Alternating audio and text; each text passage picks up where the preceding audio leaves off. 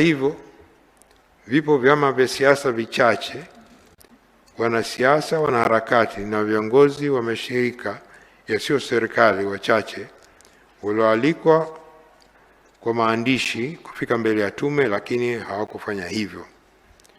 Tume inaridhika kuwa ambao hakuja mbele ya tume ni kwa utashi wake na tunaoheshimu, lakini si kwa kinyima au kukosa fursa ya kuwa sehemu ya safari hii.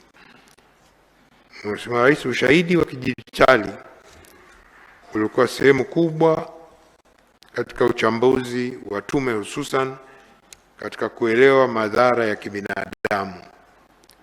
Jumla ya picha mnato 450, picha mjongeo 880 zilikusanywa kwa njia mbalimbali, na baadhi zilikuwa zimesambamba mitandaoni kwa zaidi ya mara moja. Picha hizi zilipatikana na ziliwasilishwa na mashuhuda wa matukio, watoa taarifa vya vyombo vya ulinzi na salama, na vyanzo vya wazi, yani open source, ikiwemo vyombo vya habari na mitandao ya kijamii.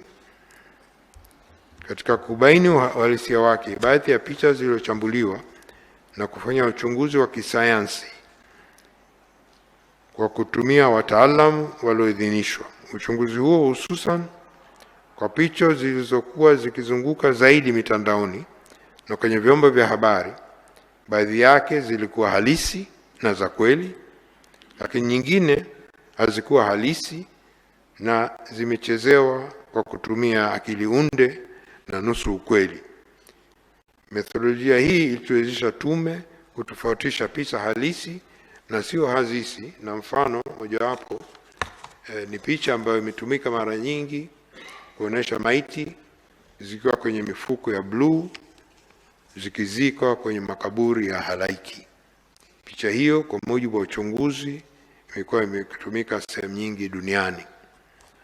Matumizi ya ushahidi na taarifa mseto kutoka vyanzo anuwai yalilenga kuzingatia na kudhibiti viwango vya uthibitisho vinavyotambuliwa na tume za uchunguzi za kimataifa, yani ushahidi ambao mtu yoyote mwenye busara ya kutosha atauona